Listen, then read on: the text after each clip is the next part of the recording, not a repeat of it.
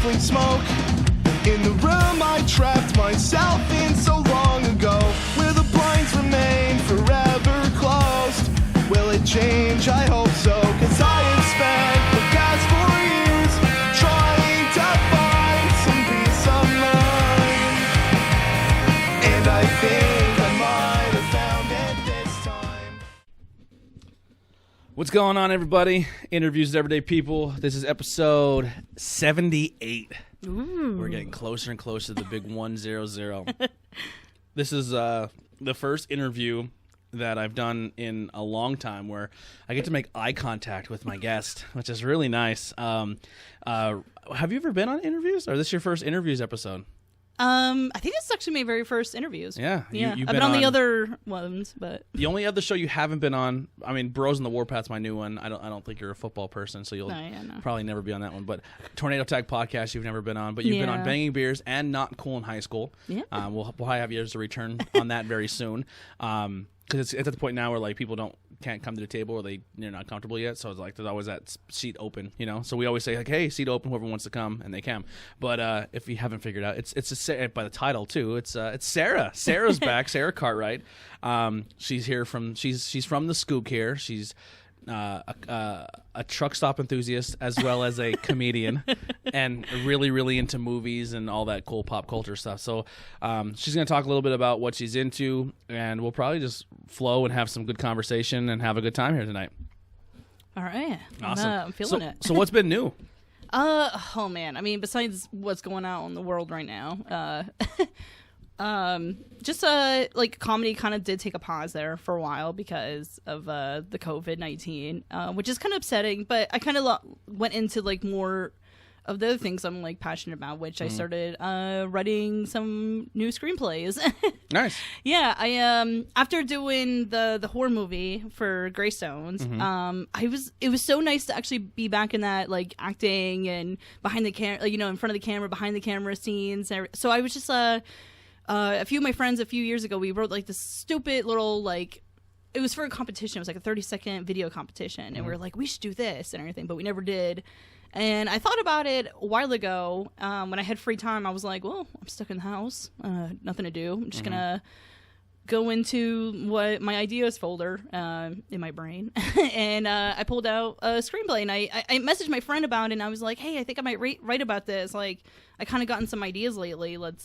So I started writing it, and I'm kind of like halfway through, and I'm actually like really impressed. Like the time I would take. What's the premise of it? Are you willing to talk about that? I will give you the name. I don't know if it's funny. I don't know if this is gonna be the true name, but it's called The Unknown, which is ironic because I don't really know if that's gonna be the name of it and everything. So is it like horror, creepy? It is. It's a horror movie. Nice. Very small cast. It would be so far. That I think I'm gonna keep it a small cast, but it's nice. It does kind of have like what I want to say, like ideas from COVID, like how we a little bit, like there's some metaphors in there about it and how like we have to live certain into our lives right now. So, which is kind of scary because the thing about COVID-19 is we don't know anything about it. You can't see it. And yeah, and it's scary. So you're kind of, it's like this unknown presence. So it kind of, it brought some ideas to this. And I was really excited, actually. Like, I just kind of zoomed right through. There was a few nights lately where I was like, oh, you know, I stare at the page and I have nothing to write. Like, for a while, it's funny when you start writing because you're like, I have all these ideas, and you kind of zip right through them. And then maybe like 2 weeks in, you're just staring at the same page for like 2 days. You're like, I did not put a word down on this at all and everything. So that was kind of, I mean, that's been keeping me busy and everything. And maybe if it's good enough, I was talking to Scotty about it, and I was like, hey, just let you know, I'm kind of like writing this. If you want to make it like a next little mini project, you know, we could do something there. Or he was like, yeah, we'll look over it and everything. So let's hope. Yeah, that's what I said. Like, I love Scotty. I interviewed Scotty, so that's already out, so I'm not spoiling anything. We talked about the creation of that movie and some of the ideas that originally were there. I'm not sure how much you know about the original screenplay of that. I remember hearing a little bit of it. It was rough. It was rough. I remember because I was originally supposed to play the character Benji, and he told me the script. I'm like, bro, what? He's like, yeah. I was like, that's terrible. It's not. You got to work with that a little bit. And he's like, what do you mean? I'm like, Well, the biggest thing was it was going to be a play off another already established horror movie character, but the guy just kind of emulates the character, but he's not the character. And I was like, that's going to go over like a bag of shit. You know what I mean? Like, yeah. And he's and a lot of it has changed, and a lot of it stuck to the new movie. So I'm really still very excited to see it. I do make a little cameo as a radio guy in it. Yeah, I'm actually also in that film. Yeah. I'm like one of the actual leads. Moms. Yeah, Regina Hathaway. Yep. I'll be there at the premiere if it's still happening. Yeah. On July 18th. It's been pushed back so many times. Yeah, I'll be there as well. It's gonna be fun. I'm excited for him. It's really cool to see local stuff like that kind of take off. Yeah, I have actually my friend that I've been writing the screenplay about. He's actually gonna come to and he's like lives in New York City and everything. Oh, nice. So and him and his brother are both coming. They're a huge movie buff. Yeah. So like, we have 2 horror movies in the area right now. Yeah, there's the Back Road one. I did hear about that. That one played before, right? Well, it played, but it's still trying to find licensing because it's nutty. Yeah. Oh yeah. I don't want to say anything on camera, like on recording, because I don't want to give away anything in the movie for people who haven't seen it yet. But holy shit, there's a couple scenes in it. You're like, you went for it, man. You did it. You know what I mean? Now, if obviously if that's the style of horror movie you watch, it's not shocking. But if you're just like a casual horror movie guy, you're like, whoa. If you're kind of like dipping your toes into the genre, you're like, I'll check this out. Yeah, maybe it's super gory, and it's definitely going to make you uncomfortable. And they play into it because like when they did their first premiere, they gave everyone those vomit bags, but they put popcorn in it. Oh, yeah, okay. Yeah, so I would have been like, ugh. Yeah, but they had it designed like the movie art and stuff on it. I have one, but it's really, really cool. It was for being a local movie. It was shot so well. He had to fix some audio stuff with it, but he said that most of that's all planned out and worked out. But it was really interesting. One of those things I could probably message him one weekend once it all like goes over. We can have like a party here and like a watch party. Yeah, that'd be cool. Yeah, it was nutty. I do have a friend. Well, here's the thing. Like, yeah, comedy's been taking a pause, but we've actually been doing some like virtual open mics on Zoom. Yeah. And some of my Lancaster comedian friends did a roast from Zoom, and that was really fun. I mean, and I got to meet some other people. There was another comedian. He has an actual video production company outside of Philly, or in Philly, maybe, I think so. Thinking Art. Nice. And they just released this one. I checked it out, and I'm like, this is really, really cool and everything. I mean, and it's just, a bunch of them, getting together, and, it looks nice. It's neat that, like, not only comedy, but, like, horror and making movies is like coming around too. Like, I mean, we got the woods for it. I mean, you might as well. 100%. You know what I mean? Like, I like horror movies too. That like that. I wish would be done more. I know some people, especially if you're doing your start off, is you don't have to have 14 different sets. You don't have to go to 13 different. Yeah. Make a movie just in one. Like, you ever seen the movie Hush? No, it's definitely on my list. But I heard it's just one house, one location, right? It's just the house. See, here they say that like when you, and that's another thing I was thinking about when I was writing that. Like my screenplay right now is, they said like when you're first making your movie, they, you don't get a lot of production, like money, so obviously they're filling in for scripts, like subtitles, and like you're putting too much like reading into it, and that's the thing. Like, and that's kind of why I love writing this, because I was thinking like, oh, maybe I should, but that's the thing, it's unknown.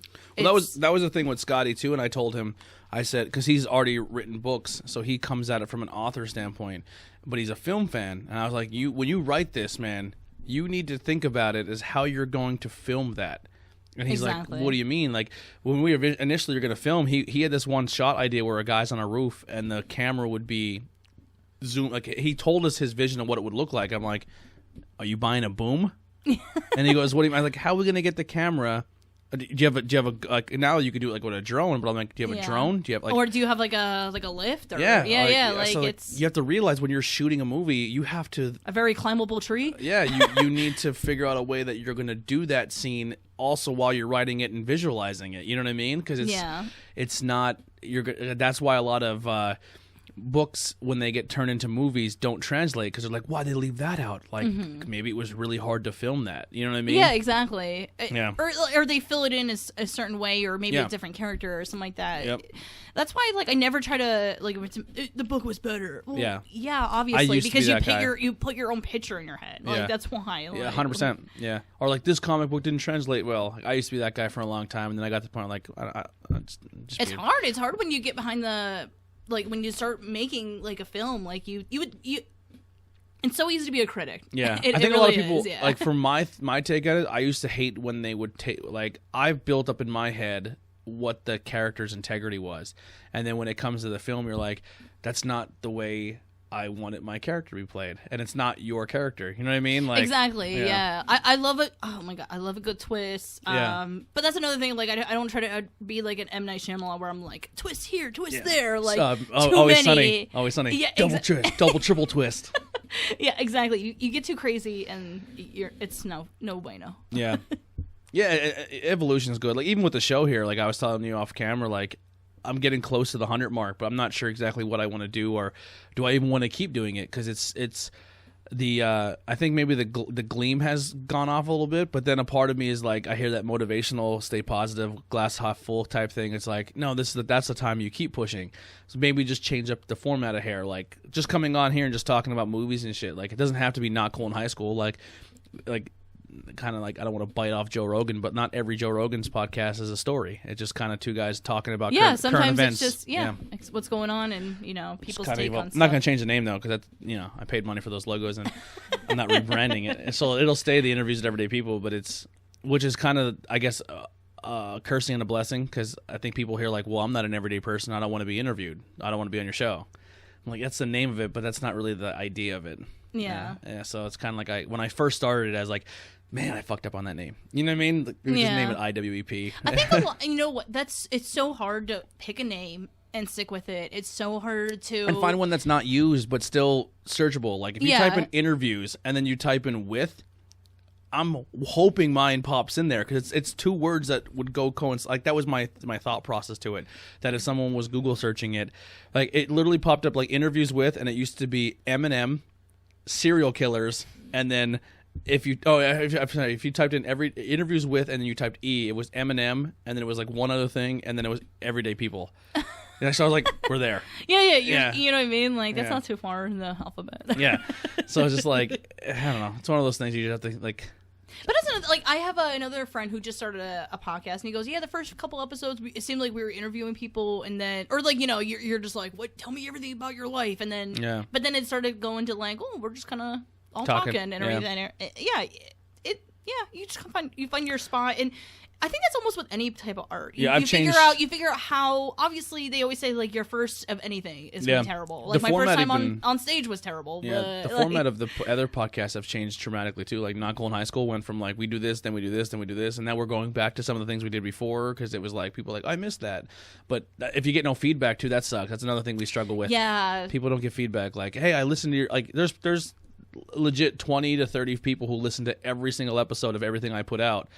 I don't think they're the same 30 people because I don't think the same people who listen to this might be the same people who listen to wrestling.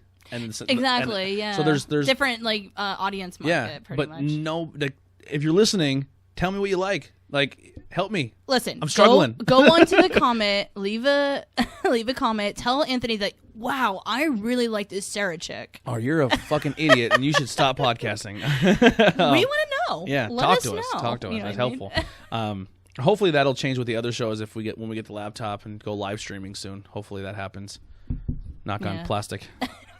Knock on stickers. Yeah, knock on stickers. A lot of new stickers on the table. I saw actually. I saw the pictures on Facebook that you posted. And because a lot of people don't realize the table, and then they see it, and they're like, "Holy shit!" Yeah, you're like, "Whoa, what the heck?" Yeah, a lot of people like it when they're like, especially if it's their first time here, and they're like, the stickers help them. They said like they kind of like focus on the looking on the sticker, and it kind of calms them down, and they kind of forget that they're being talked to, and it kind of makes it not natural.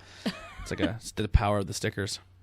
There's a lot. I mean, how long did this take to do? A long time.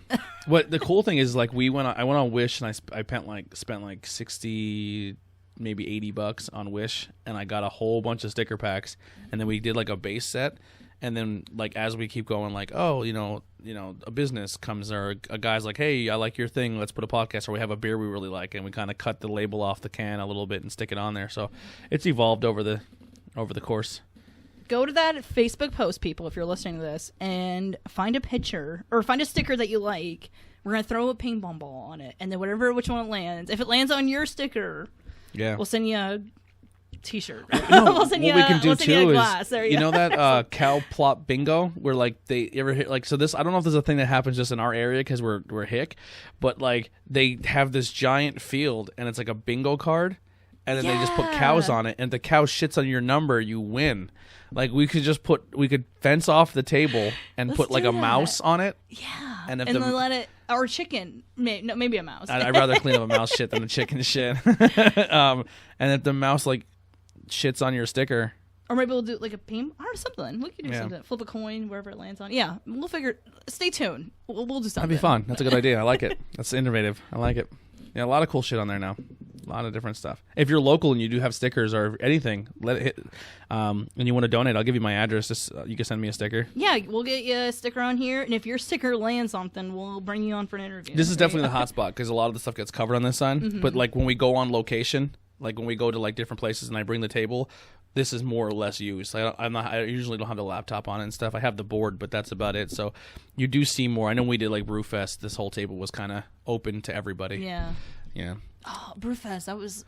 I'm hoping. It was supposed to be last weekend. Yeah. It was in my calendar because I remember when it first came up, I was like, yes, I'm taking off for work. They're and then I kind of August. Forgot about it. And then they said August. I was like, I didn't buy my tickets yet because I usually wait to see like kind of what the weather is going to be like a little bit. Like, you know, we bought tickets for that one, and we bought tickets for, actually, no, we didn't get School County yet. We got tickets for the Renaissance one. Oh, that's like that's like fall time, right? Yeah. Or late It was summer? supposed to be the week before School County Brewfest. Oh. And then it's like, nope, that's not happening. Brewfest. I'm like, my husband's not a beer drinker really, but he really enjoyed Brewfest. Yes, I mean, there's food. There's a lot for. There's a little bit of everything. Yeah, like, music. It's a good time. Really good time. I really hope they do that. And they said like maybe we'll do it in August, and I was like, even if not, like, I think it would be cool in August. Do it in the fall. Do it like a they do Halloween one. Maybe. They do a Brews Giving now. Oh, I do remember that. And that was done at the lodge or whatever it's called, the ski resort or the ski lodge. That was like right before. Yeah, that was right before Thanksgiving. I remember I was like, oh, I'm so busy. It was all tag. It was all tag team beers. Yeah. That was. I would definitely want to go to that. But. Yeah. So what else have you been working on? Man, I mean, other than that, just maybe actually during this whole thing, I've been taking care of my body better. Actually, it's nice. I mean, it sucks not doing comedy right now. Yeah, I know, right? Like I'm drinking more beer. Yeah. Not gonna lie, that's definitely happened a lot. Same here. My acid reflux is killing me. More drinking. Like I can handle like this ale better or this IPA. Yeah. That's a future. Well, I mean, the episode will be out before this comes out, but you're like the first one to try that. That is good. I really like that. I give props to this. And you said it's from the Tattered Flag. And they won. Yeah, they were really good. Yeah, that's Tattered Flag and 7 Scores. It's a collaboration. So I guess with this whole thing going on, a lot of the breweries have all collaborated and doing stuff together. And there's like 9. There's like so many collaborations out, but it's a big wave of collaboration. So me and Ben like drove all over Pennsylvania and picked up a bunch of different collaboration beers. Nice. So we're gonna on this Friday we're gonna do an episode and do like a whole collaboration episode. Yeah. The tour around. Yeah, it was a lot. It's a lot of stuff, but. Well, if you need an extra, I'll let you know. Yeah, people getting a seat at that table has become like a process. Like I always try to reserve it for the people who want to be like who are on the show, because I kind of like I made Banging Beers like a team, kind of like all the other podcasts, and then it's just like, well, who's available? And it's just like I'm not. And then I find out like 5 minutes before we're gonna start. So I'm like, I'm not gonna put a post out to say like, yeah, right, like rush up here now. Yeah, right? rush up here, like, and then I feel like an asshole for doing that. But sometimes it happens. It happened with that's you. How I got. Yeah, that's how I got on here. You were just like, I have an open seat, and I was like. Yeah. It happens a lot with every show. So if you are a fan of shows, definitely hit us up and just give us that thing. Hey, if you ever have an open spot, I'd be down to do it, because you never know when a seat opens. You know? Even if you're like just slightly interested, we'll put your name on the list, right? And we'll bring you in. It's fun. It's a good time. It's a good way. And you're like, hey, I never did a podcast, so you can jump in that way. Yeah. So how was filming the movie? I loved it, actually. And Scotty let a lot of people put their intake on a lot of things. Mm-hmm. So when I was like, here, do it this way, he was really open for it. Like, cool. And I do like that. Like, sometimes I do like a strict director, but getting back into this was nice with an easy director, and that's why I do like Scotty. You know, he was fun to be with. Sometimes he got distracted easily. Yeah. Butterfly. Right. Or like I would be like, hey, what are we doing next? And then he would start talking about what they were doing later, and I was like, wait. Yeah. What are we doing next? When I was helping him with the initial idea of the film. It was like, oh man, I can't wait till like episode 7 or film 4 when we do this. I'm like, bro, episode 1, right now, season 1. Yeah, we're right here. First film. Don't worry about 4. Let's get this one done. He's like, no, but in like 8, it's gonna be this. I'm like, stop. Yeah. Right. Right here. Bring it in. Bring it back in. And you know what was so much fun was that, like, obviously no one was getting paid to do this. You know what I mean? So this was everyone's day off or, you know, extra free time that they put in to do this movie. And you can see everyone is super, like, especially on the group chat. You're on the group chat too. So you can see how easily everyone gets so excited for, like, just, I mean, you might think, like, this may be just, like, another movie, whatever. Like, it may not get a million hits or anything, you know, maybe no recognition, or I mean a lot of the horror movie fans, like, they seem to really like the page, and so that's really awesome. But like it might not, but it means so much to just the few of us that were into it. And you put your time into something, it feels good. Yeah, that's why, like, I'm so excited. I mean, I'm still really excited for the premiere, but you're kind of like, well, you know, when this. Yeah. Of course, everyone's like excited, and they're like, it gets pushed back more and more. But I kind of have like a little Stan Lee thing at the end. Yeah, I actually did. I did get to see that. Scotty did show me it. Yeah, and that was really nice too. Like I wasn't really brought in as like anyone to. I mean, I had a good part. He made everyone feel like they're part of it. Exactly. Yeah, he made everyone feel included. He made everyone's like, "What do you think about this?" And that was so nice. Like everyone literally. This is a movie where everyone put their 2 cents in. That's kind of how it was in the very beginning too. I do like that. Probably people hated me in the beginning because I was like, Scotty, dude, no way. And you're like, why? And I'd be like, just hear me out, everyone. You know what I mean? Yeah. And then he'd be like, let me get the floor here. You're kind of right. You know what I mean? Like, yeah. We talked about it a little bit. Like, Relic was supposed to change every movie into a different character. So, like, he was going to start off as Michael Myers. Then he was going to turn into, like, this. And then turn into Frankenstein. And then turn into a Dracula. And then turn into a wizard. And I was like... I feel like that's a different movie. Like, if you want to bring all the monsters together, do it a different a different script for it. I mean, like, he has the production, so like this is just a starter. Like, that's what I told him. I said to him, like, why Michael Myers? He's like, oh, I love Michael Myers. I know you love Michael Myers. I said, what do you think of Rob Zombie's remake? Fucking awful. Well, why? I didn't like the way they did Michael Myers. Oh, so a bunch of schmucks from Frackville are going to put a guy in a Michael Myers mask and people are going to love it? And they're like, yeah, you're right. We should I'm like, this is your chance to make your own character. Like, like, start something new. Yeah, exactly. Make it your own. And then they're like, well, how? I'm like, but you like the idea of Michael Myers? They're like, yeah. I'm like, okay. So he escapes. Yeah. What if he wears like a mask? Well, what kind of mask? I'm like, I don't know. Just get like a generic mask. It's not so much of like when I told him the clown mask, then immediately in Scotty's head he ran that the guy has to be in a full clown outfit. I was like, no. The mask is just what he like. So if he kills somebody, like his first house he goes to when he escapes prison, he needs to find new clothes. He needs to find something to hide his identity. So whatever is there is what he gets. So he's not a clown. But he adapts to that because it's what's available. You have to make him kind of make it a little more realistic. Like if you're making a movie, like if you're making Regina, you have to in your head like, what does Regina do for like? And this was Nikolai was telling him too.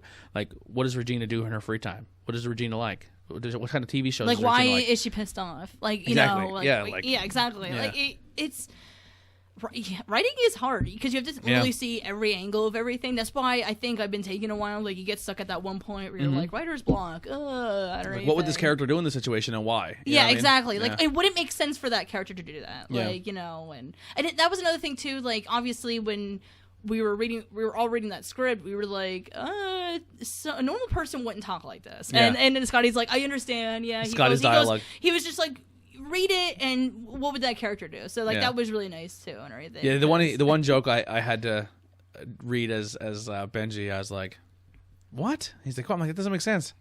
Cool dude, like what is he, Bart Simpson? Yeah. You know what I mean, like that wasn't like that, but it was something like that along those lines. Like I was like, all right. But no, he was very, like how you were saying, very receptive of people's inputs and stuff, which is nice because some people can't take any criticism. Yeah, that's definitely something Scotty can do very well. He's very open to listening to what people think, and he doesn't let it get to him too. So like he still does stay in his vision, but he also says like, "Oh, okay, I can definitely." But he's willing to like open up and be like, and listen to your vision too. Yeah, so that's really awesome. He's a good dude, man. I like Scotty a lot. He's fun. He's a little wacky. Sometimes I tell him like, "Yeah, listen, keep your shirt on." I think everyone on set was always like that. Yeah, like whoa, Scotty. No, sometimes like listen, and that's the chart. Like for me, I know me. Like sometimes I try to be taken a little more seriously. So you'll never see me with my shirt off and my underwear dancing and lip singing. But that's the charm of Scotty. So like. At first, I'm like, why is he doing that? That's a bad look. And I'm like, but then after Scotty. A while, yeah, you're like, that's what his character would do. He's being Scotty. Like, he's not like that. Me being the way I am is different from what, like, I think people can look at someone like him and say, like, well, you're doing it the wrong way. But he's being him. Yeah, exactly. There's not really a right answer. Yeah, and I respect, and that goes for anybody. Like, I it's something I've learned to do just myself. Like, why the fuck are they doing that? Like, why the hell would they go that route? And I'm like, I don't know. And that's not my determination to do that. If it works for them, awesome. If it doesn't, it sucks. But at least they learned. You know what I mean? Like, I just kind of step away from, like, the judgment. You know what I mean? Yeah. But if your judgment affects my shit, then we're going to have issues. You know? And it's hard because we pretty much grew up in the same, like, around the same grade. You know, in the same, like, schooling district. And you do get, like, this base of, like, oh, you have to confine. We have to be in the same cookie cutter. Yeah. But after a while, like, that does get boring. Yeah. Like, you know what I mean? And, it's nice to break out. I don't know. It's nice to be weird and wacky. Just be yourself. Yeah. Sometimes when I'm ordering stuff on like online shopping and Mark's like, sometimes I feel like I'm a little too wacky for him. But I just put a post out today. I don't know if you've seen the video where we were going through my T-shirt collection. Oh, like 431 T-shirts, and that's not even counting like the ones that were still being washed or the ones that are in baskets waiting to get put away. So I'm getting real close to like 475, 480-ish. Oh my gosh. A lot of T-shirts. So you know how Wish puts those ads on like, and they're like butt plugs and crack pipes. Oh, my, and like fake teeth. They're like, what the fuck, Wish? Like, what are you telling me, Wish? Like, covering your, like, fuck, is my camera on? Like yeah. Are you trying to frame a body? Like, what? Yeah. Like, I was like, I'm like, what the hell? So I made a post like, I love when people complain that Wish doesn't get their shit right, and then there's a picture for me of it's a Macho Man. It's like it's like a full T-shirt. So the shirt is a wraparound shirt. So it's like Heaven's Gate, like it's in heaven, and Macho Man is in full wrestling gear, dropping an elbow drop on the top of Jesus's head. Like, and Jesus is just praying and not paying attention, and Macho Man's about to destroy Jesus. And I was just like, Wish nailed it. And I was like, and I made a joke saying, whoever wants to buy this for me, please do. I am on a ban from buying T-shirts. So because my wife, you know, and I got like 4 messages like, what's your size? I just ignored them. I was like, oh shit, people legit want to buy this from me. And I ignored the messages or comments. And then my one buddy's like, extra large, right? And I was like, no. And he goes, well, I ordered an extra large. It's coming in. And I was like, you son of a bitch. But I'm going to have a Macho Man elbow dropping Jesus. That is awesome. Going to get a lot of head turns on that shirt. Just Jesus getting beat up by Macho Man Randy Savage. I'm so excited. Like, is that like one of the bedrooms? Is like all your T-shirts or something? Yeah, so it's actually all the shirts now, because we used to have a closet, and it was 1 bar, so then we installed a 2nd bar. And then both bars were completely filled with T-shirts. And then... God. How many hangers is that? A lot.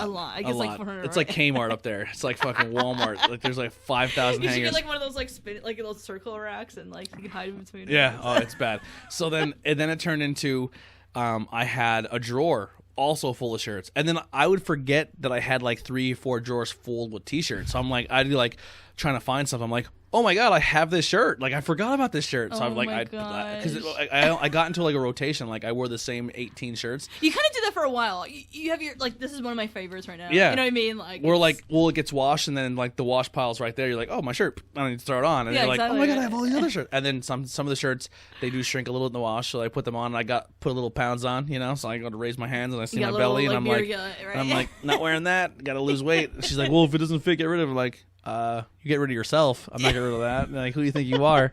So yeah. So then it got to a point where I had piles on our one dresser, like 5 piles, like really high, full of shirts. And she's like, "We need to figure this out." And so she went and bought all these totes. So now it's like they're like in totes, and it's like wrestling shirts, Batman. Like we have them separated by shirt style. Gosh. What's the most wrestling? Category? Wrestling. A lot of wrestling shirts. Because I go to like like not only is it wrestling like TV wrestling, but like I'll go to like a local wrestling show, and the same way I am with like a local band. Like, oh, you have two t-shirts? Oh, I can't pick my favorite. I'll bet both. You know what I mean? Yeah. So I'm at a bar in Strikers, and I'm walking out with like look like I just went on shopping. I have like 5 shirts, but I do the same thing at wrestling shows, and I've already dropped like $160 at a wrestling show, and I walk out with like 8 shirts, and then I come home and Heidi's like, stop it now. Stop it. She's gonna bring knock it off. Next time you come home, she's gonna be like a intervention for you.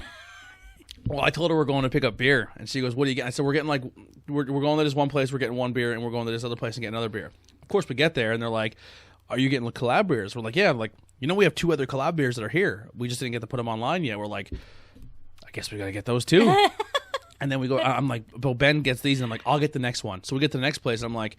They're like, oh, we have 3 collabs in there. I'm like, oh, okay. So now I'm coming in with a fucking full case full of beer. And that's after me and Ben separated it. So she sees me get out of the car with holding a case full of beer. You brought like a trolley, like a dolly in. And she literally just shut the front door. She shut the front door on me. Yeah. Drink those right now before you bring them.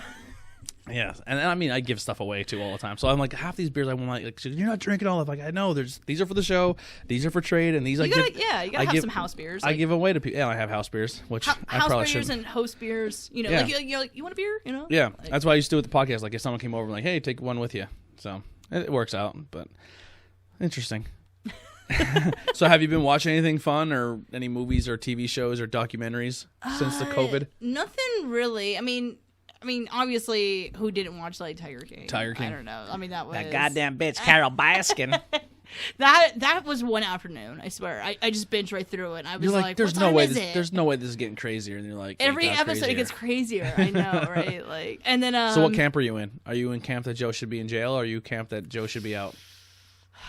I mean, he said all that shit. I mean, if he didn't say, like, oh, we're going to put a snake in her mailbox or anything. And there was legit snakes in her mailbox. Yeah, like, if he didn't say, he wouldn't have been, you know what I mean? He would have had a better case. Like, I don't know. It's like, I hate to say it, but that's someone who ran their mouth and it caught up to them. I'm a big, like, karma believer, so I think that's why. And then like, killing tigers.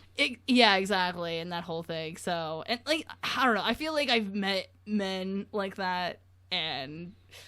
I don't know. I mean, I'm not saying like I'm a true fan of Carol Baskin either. I'm not. I mean, don't send me hate mail, guys. I don't know what team I'm on the person that lost their arm. I'm on that team. Oh my god. I'm on that team of the guy who freaking was like, I don't fucking care. Yeah. Like I'm on his team. Like, I'm on Team Tiger. Like I just want like we have more like there's more tigers in captivity than there are in the wild. That is crazy. You know what? There's more tigers in captivity in Texas than there are in the wild in their natural habitat. That is insane. I remember a couple years ago actually on Netflix there was some documentary I watched, and it was like just like 1 hour or like 1 hour 2 hours or something like that, and it was about like the pros and cons of keeping exotic animals. So I already knew like this was a huge problem, and they followed this guy who had a large male lion and a female lion. You know what I mean? Like he raised them ever since they were cubs. So it showed you, and I'm a pet lover. I mean, I have animals, and I understand you love something, and you're just like, I can't give it away. But something malfunctioned, and apparently, a lion got electrocuted, and it died. Like, and that was just because, I mean, it was in a small cage. Like, eventually got too big, and and they mentioned how like someone had an ape or maybe a chimpanzee, and it let loose and it attacked people. Like, fuck people someone's gonna be at fault on that, like obviously. And then it showed like a trade show, and they were like, and they were training all types of animals, and they had like a hidden camera and everything, and they were like, the only thing that would be more wild if they were selling like a human being here, like they were selling everything. And it was like, and that's why I said like there's I'm an animal lover, but it didn't even show the extent. So you said like they said Joe had 400 tigers at one point. That's insane. And that's not even counting like he had tigers, he had lion, like he had a lion or two, he had monkeys, he had alligators and crocodilians that burn in the flaming inferno. Oh my gosh. Yeah, I got that voice down pretty well. Oh my! I can't imagine what Halloween's gonna be like. Oh my god! It's gonna be... I tortured Heidi with that voice the whole time. She's like, Where's your washout? I don't wear underwear. I'm commando. Yeah. I'm never going to financially recover from this. Oh my God, I love that. Someone got that printed on a credit card, and I was like, yes, that is the best. Like, if someone comes to my house this Halloween with the Joe Exotic EMT jacket, where like this lady lost her arm, he's like, hold on, let me get my jacket. And then he goes and tells the gift shop people, he's like, there was an accident. Yeah. Some Tiger's going bad shit. Like, but the fact that he went and got I'm surprised no one in that gift shop just started like, I would have been like, I'm getting the fuck out of here. Like, like he came in saying that. Like, holy shit. I would have been like Steven lost his arm. It's gone. It's off. It's off. And I'm like, why the fuck are you in here telling me about it? I know. Like, I'm like, oh, hell. He's like, your arm's off? I'll be right back. Let me get my jacket, my cool EMT. I think he went to go light a cigarette too. Yeah. Like, yeah, I'm gonna need a cigarette after I look at you. And you're like, I'm bleeding. Can you help me? Like, oh man, that was insane. And then they put the arm back on. Well, and I feel bad because it's him, like, right? Yeah. It wasn't her, and then she transitioned, I believe. I think. I'm not sure. I don't know the situation. I want to be polite. I don't want to get called out for saying the wrong pronouns. I'm stupid. I don't. Yeah, listen. I'm not rude. I'm just stupid, guys. Yeah, I'm not. Yeah, that's what I was telling somebody too. Like I'm. Listen, you will be what you want to be. But if I fuck up, don't come at me. Yeah. I'm not transphobe. I'm just an idiot, and it's new to everybody. It is new to everyone. Give people a chance to acclimate a little bit. My parents. Now, if there's someone out there like, oh fuck you, I think you're an idiot, like then they're assholes. Yeah, my parents ran in, and my parents are very traditional and everything. I love them, but. And like they're pretty. I mean, they're not too traditional, but they ran into their first like someone their age who just is transitioning. Oh boy, and their age. And they don't really know how to take it. And my dad was like, "Well, I knew him as this. Do I call her now? Like, I don't." And I'm like, and I'm still like, I'm not really sure. Have a conversation. As I said, I'm like, they know that you're new to this. They're not like, they don't. They know that you're not like fluent in like. Yeah, and if you are a person who is doing that in transition, and you think the entire world should immediately adapt. That goes for anything. You're wrong. Exactly. Yeah. I was like, human beings need to talk to each other more. Right. Is what it comes down to. It's you know what? Online talking has ruined because people don't like. See, at work I do get political because like the news is on, so someone will come. I don't start anything. Customers come up to me and they say a comment. I stand my ground. I go, well, I believe this.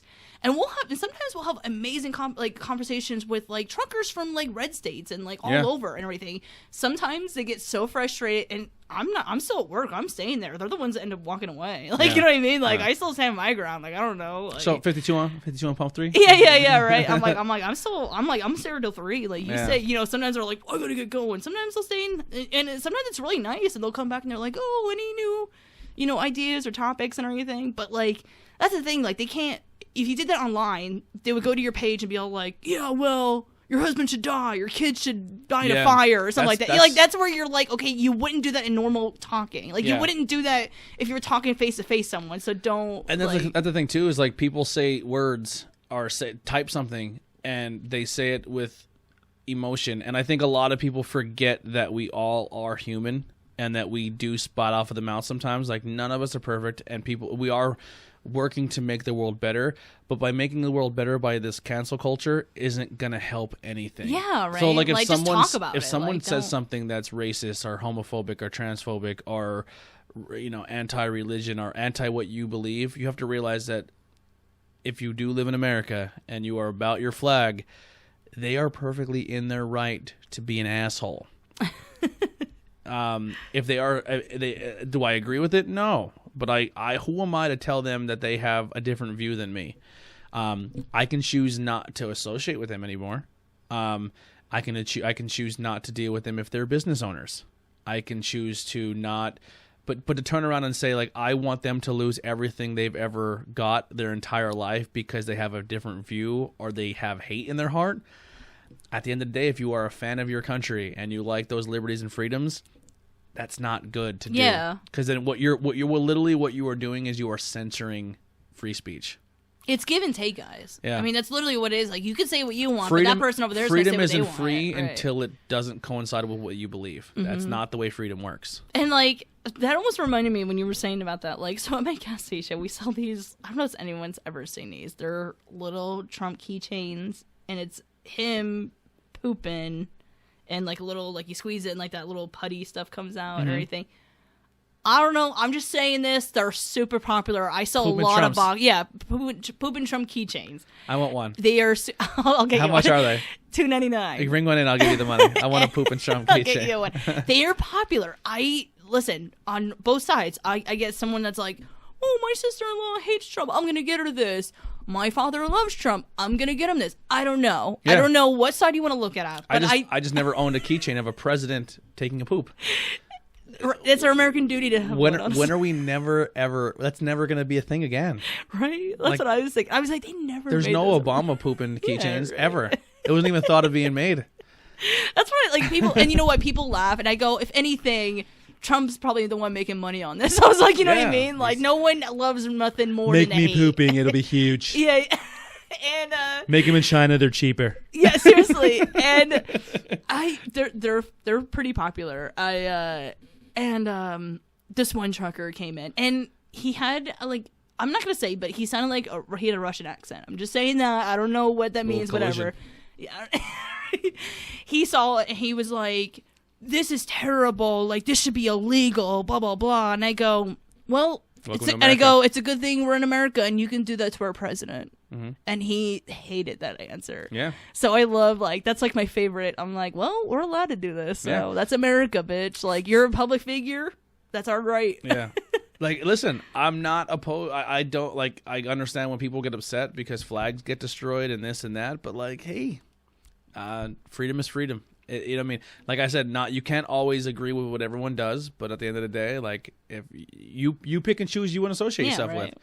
Now listen, if they're a doctor or a politician and they're like, I hate black people or I hate that, then it's you're like, obviously you're in the wrong field of business. Yeah. Because you unless you can prove to me that you are letting your bygones be bygones and you're doing your job to what you're supposed to be doing your job.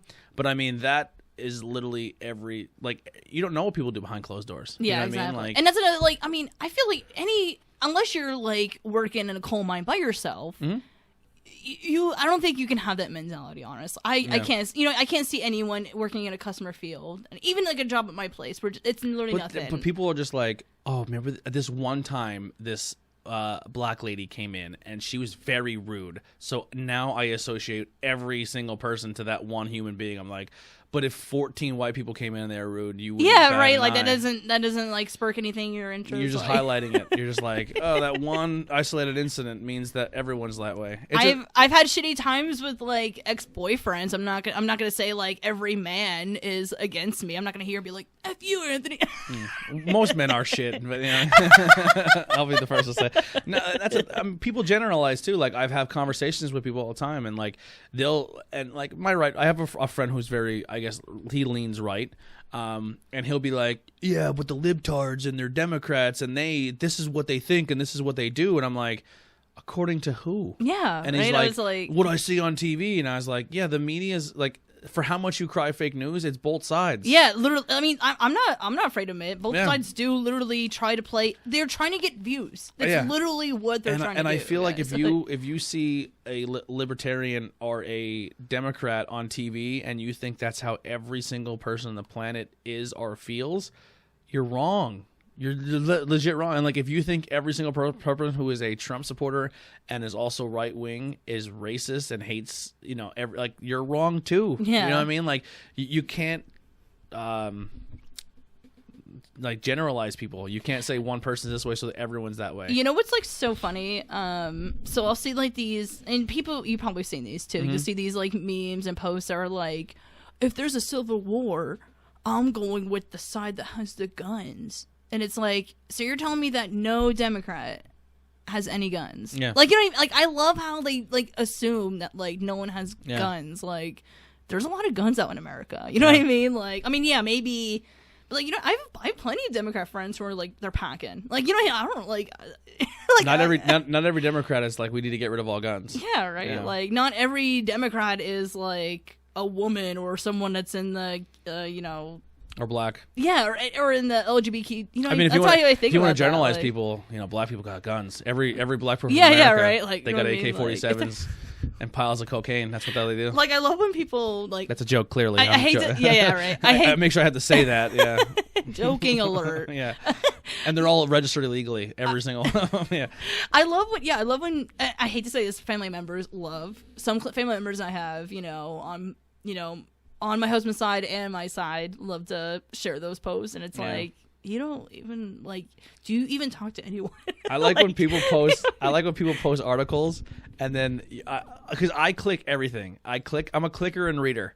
So if I'll read comments. I'm a big comment reader. Well, not even comments. I don't even go to the comment section first. So if you post a post saying Trump said he hates Mexicans and he wants to burn them all alive, and then I look at the article and it says like yougotnews.com. Yeah, and I was like, you legit looked at that, thought it was real, and shared it. Now, 100 people seen that are probably just as stupid as you and took that headline as gospel. And it works on both sides. You know what I mean? Yeah. I'm just using Trump as an example because it's But popular. no, I've had people who were, on the right and the left that would drastically share stuff like that. Like, look at this. And then you look at it's been shared there 4 or 5 times. Yeah. And they're like, and all right, then, there and the you news go. source Oh my is gosh, like, you're a dumbidiot.com. You know what I mean? Like, yeah, right. Like, I remember I shared gotcha.com. one. I shared one that was like School County Mall is coming back and it's going to be turned into a giant amusement park and stuff like that. And people were like, the mall's coming back. I'm like, if you would just click the article, it would pop up like, you're an idiot. Yeah, I love. Oh my God, I like, love when people share those like joke articles and they're like, "Is this real?" Yeah, that's why I love the Onion. Some of the Onion articles, they're not too far from the truth, and they're clearly being funny.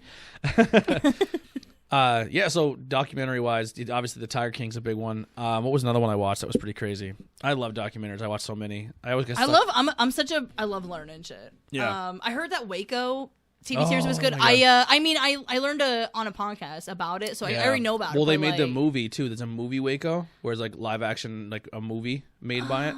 Really good acting. Everyone, it was fantastic. Then they made like the Waco series where they talked about it.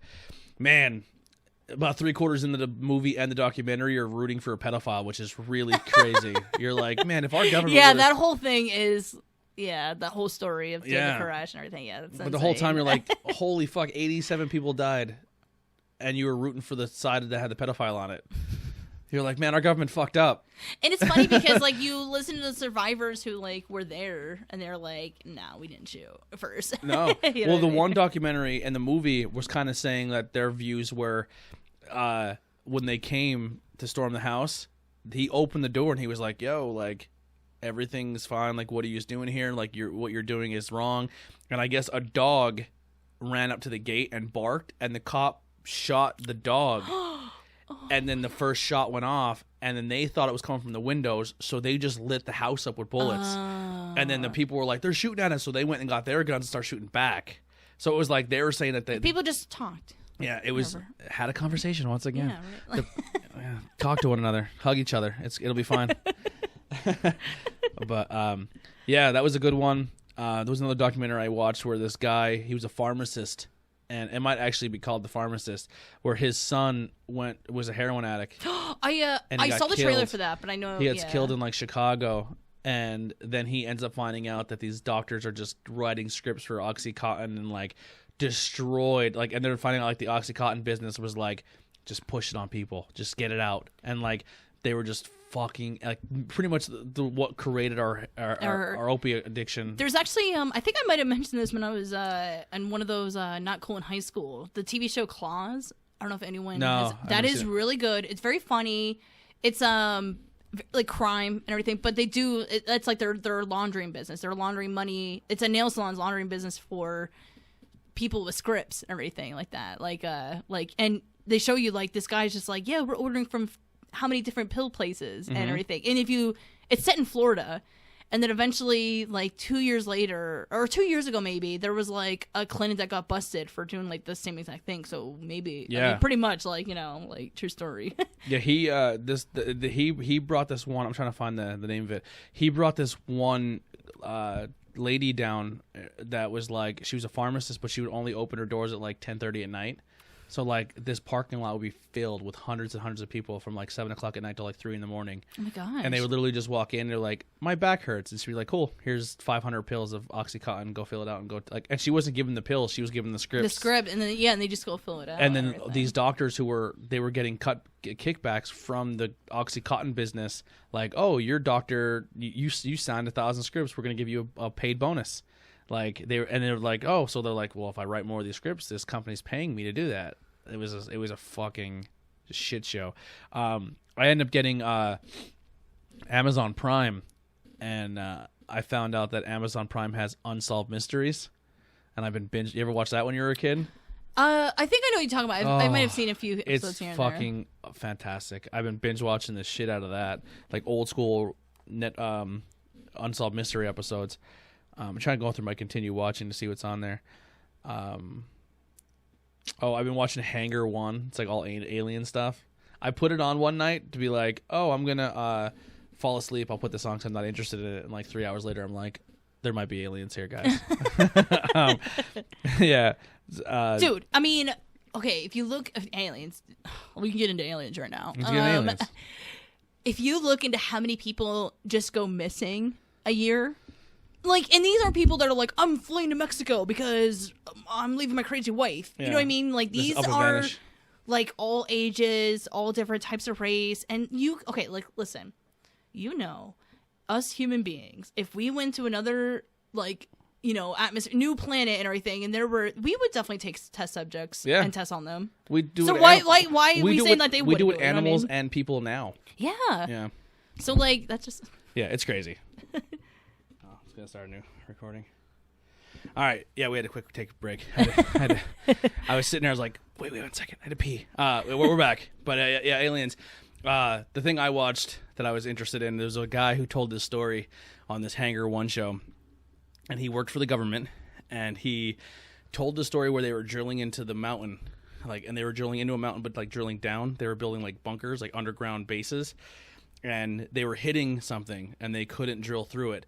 So they lowered down this like basket, and him and the Secret Service agent went down in the basket, and when they broke through, it was already something dug out and like an underground base, and they were approached by what they described as aliens, and he freaked the fuck out. Oh my gosh! And him and the guy pulled their guns out and start shooting them, and they killed like 6 or 7 of them. So then more were flooding in, and they start shooting back with these like lasers.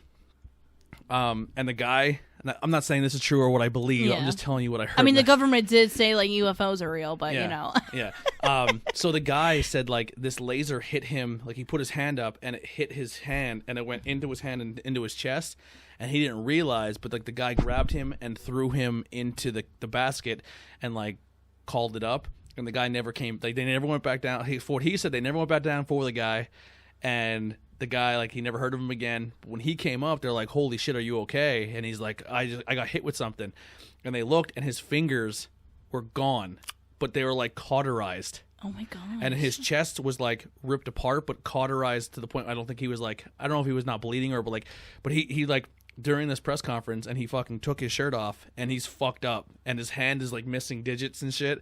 Like, and he was like, I guess he like told them the story, and then like he just disappeared. Oh my god! Where was this at? Like what? I think this is like in Texas or something like that. Texas, okay. But like his thing was like all these. There's more of these in the world. Like there's more underground places that are possibly hosting. And that's where I think people say like lizard. Like it's some people think they're lizard people, some people think they're aliens. So it's like, well, it's one of those conspiracy theories. There's a so I probably also mentioned before on a different podcast recording. Another podcast I really like to listen to, they're stationed outside Lewisburg, Drunk Bill Explains, and they had an episode where they explained weird places. And that's the thing, like, before then, like, there was, like, kind of, like, almost, like, the lost city of Atlantic and everything. Yeah. like, obviously, Atlantis, yeah. Obviously, yeah, Atlantic City, right? It is lost. It is, yeah, right? That, like, obviously water didn't cover it. Like, water wasn't there in time, you know, like trees and dirt and everything does get covered. So when you dig enough, you'll find these, like, missing cities. And it's interesting, like, so. It's and I guess one of the big theories is, like, supposedly I think there's a base underneath the Denver airport. That was on that episode. Yeah. Actually, yeah, they mentioned about the Denver. Yep. It's like, funny. is it lizard? I thought my nose was bleeding for a second. I was freaking out. All right, Rona. Yeah, Too much, we had a cocaine break. yeah. before, Actually, we didn't pee. We were just doing huge lines of blow here. No, that's not once again not true. He told me it was cocaine, but it was heroin. Yeah, we didn't. We had a Pulp Fiction moment. We didn't do it. We just wanted to see what it smelled like. Yeah. That was a Richard Pryor joke. I don't like cocaine. I just like the smell. Yeah, that was a Richard Pryor call up. But yeah, and then I've been watching. What was the other one I was really into for a while? Fuck. Oh, Haunted on Netflix. Have you seen that? Is that like where people tell about the scary stories? Like Like true stories? Oh my god, I did watch that. It was like a year ago. I think it was maybe the first season. I went and was watched out. it again. But that is good, yeah. You wouldn't believe, like, you're like, this seems like one of those, like, kind of like it would be on, like, the Travel Channel.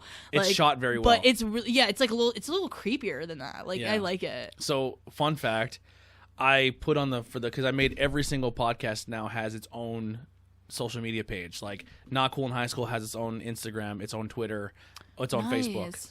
It's fucking a bitch to maintain them all. I bet. Because I'm the only one doing it. Just having one of every social media is hard enough. Yeah. You know what I mean? I can't imagine what I don't it's even do like. my own right now. Like, so I made a tweet on the Not Cool in High School one. I was like, just watched Haunted on Netflix for the third time now. It reminds me of Are You Afraid of the Dark, but for kids. And I said, don't know if they're true, and I put quotation, true stories, but regardless, they are shot very well, and it's a cool show. And then I get, thanks. Well, I a couple days later on Twitter, I went on and I seen that I was like Googling, like, is this a true story? You know what I mean? Like, I was researching some of these stories, and the guy was like, this Twitter account from the executive producer said these are true stories, and there's going to be more coming about it soon. So I went on his Twitter and I was trying to read through like tweets to see him talking about it, but I guess it was so far down that I just couldn't find them. So I just I guess I might have hit follow and just moved on. So then I put that tweet out, like, I'm watching this for the third time and I like it, and I just tag like @haunted, you know what I mean? And I get like, thanks for watching. And I was like, oh no, I wrote on the thing, I have so many questions, and he wrote, thanks for watching, I'm listening. And I was like, nice. And I messaged him. I was like, "Would you be interested in doing the podcast?" And he goes, "I'm listening to your podcast now, and I'll get back to you." And he never got back to me. But he does a show. The executive producer that messaged me does that show. He does one on Amazon Prime called Lore, where it's all like different like lore stories. Oh, I think I might have heard about that. Yeah, one. and then he has one called Up and Vanished. So he has 3 different shows he executive produces. I was like, man, that's awesome. I don't know if anything will ever come of it, but like, I got. It was nice out. to get a shout out. Yeah, and everything. Like, but it's a really, really good show. That is really good. Here, I'll tell you. Kind of like a ghost experience I had. Oh, okay. One time. It's actually in the apartment that I'm still living at, and this comes with this. This also comes with a possible screenplay I'll tell you about. Maybe. Oh, yeah? Like, I have an idea. I mean, obviously nothing's on paper, but it's in the noggin. Anyways, so in my apartment, it's 2 bedroom. It's like the living room, kitchen, bathrooms, all on the floor, like laundry room, and then upstairs there's 2 bedrooms. Mm-hmm. Me and my husband, we obviously take the big room, and the other room's just usually used for storage. We do have like an extra like old mattress in there if someone wants to crash over, but it's they usually just crash on the couch anyway. So it usually just gets used for storage. And they don't want to sleep in the creepy room. Yeah, right. They're like, this is haunted, and I'm like, what are you talking about? No. So we barely ever use that room, and so I always keep the door shut. Once in a while, sometimes the door would open. And these are doors are like, they don't really open that easily. Mm-hmm. You know what I mean? You kind of, not like you have to give them a big force, but like they're not just going to like, you kind of have to like lock them in place a little bit. You know what I mean? You have to shot them. Click. Yeah. Exactly. So you have to do them in place. And like a few times, like it would be open, and I'd be like, "Did you get something in the other room?" And he'd be like, "No, maybe he just forgot and didn't even think about it, or And sometimes the light would be left on in there, and I'd be like, "Oh, that's so weird." Now this one really freaks me out. So I got home from work. And a couple years ago, me and my husband, we had a dog, Harley. She was like a little Pomeranian Shih Tzu mix, and we loved her. Oh my god. But when we had her, and she would always like greet us. So when I came home, I was getting off of work, and my one friend, they were like gonna come and hang out, and they met me at the house. So right away, I come in and I'm playing hostess right away, and I was like, oh, don't mind it. So I didn't realize the dog didn't greet me right away, and I go up and I'm like, where's Harley? I'm with my friend. I'm like, where's the dog and everything? We're looking around, and I hear her barking up in the other room. She was shut in there. I mean, that's weird. I mean, what I mean? Like I said, like, we don't use that room ever. Like, first off, how that door open and then also shut? Yeah. so weird. I don't know. And Was you know, she it seemed scratching out the door to get out? I mean, she was crying, like she heard someone come home and everything. But like, it makes you me think, put like, Lady how in a long room with was her she door in closed, there? She's trying to she's trying to dig through that door to get out. My dog Brutus now does that right Yeah. now. But like, I mean, she was just like, someone's home. But like, that's the thing. Like, how long was she there? When was this? I mean, obviously she was there before we left for work. So, and like, why would she go upstairs for no reason? You know, have that door open in her. Yeah. Yeah. So that's really weird. But I always say, like, maybe like the theory of like ghosts do exist, but maybe we don't see them all the time. Like I was thinking of a screenplay where like ghosts appear, but they only appear when it's like a hostile environment. Yeah. So it was feeds gonna off be energy around. So I was gonna say I had the story where like it would be like around a couple, and they're not doing so well. They're fighting, you know, not having the greatest time maybe, and stuff just starts happening, like paranormal stuff. But then you figure out like it's because you're living in this hostile, like ghosts are actually there. Like the twist is like ghosts are actually there, but you don't notice them when things are going well. Yeah, you know what I mean. And so yeah, I was thinking something like that. I have some weird experiences I experienced. I'm not saying I believe. I'll say I'm open-minded to the situation. I'm the same way too. I have experienced things that I can't explain. I have seen things that I can't explain. I know some people who don't believe will be like, no, you didn't see it. Either you're crazy or you just are what you experienced is not true. And I mean, maybe you were dehydrated that day. I don't know, right? yeah, I mean, who knows? I'm pretty aware. I'm pretty aware that both times I've seen what I've seen, I'm pretty aware that I experienced it. But yeah, like I'm very open-minded to the situation. I think there's an explanation for it. There always can be, but that's one of the things I want to do with the show. Like I want to go to a place that's haunted and sit there and just like talk. Like so, like say if we were like in a house and this house is haunted, it'd be like, well, what do you experience that makes this house haunted? And then we just tell like the person tells their stories, but we're in the room. And if anything happens, it happens. But I'm not gonna go exploring or torture or stir shit up. But I just want to do a story in a location that may be haunted. Like it doesn't have to be someone's house. Like, hey, this old building Impossible is haunted, and the people who own it are willing for you to come in and they'll tell you the history of the building. But just kind of be in there to record, I think would be fun. Yeah. Well, how about this? Would you ever like maybe for like a Halloween special? Would you ever use a Ouija board? I mean, I'm open to it, but I'm not, only because I'm just like, it's a fucking piece of plastic made by Milton Bradley. I mean, that's the thing. I mean, that's what you did for that episode. You bring people who believe and skeptics. That's what you do. You know what I mean? Yeah. That's what makes a good episode.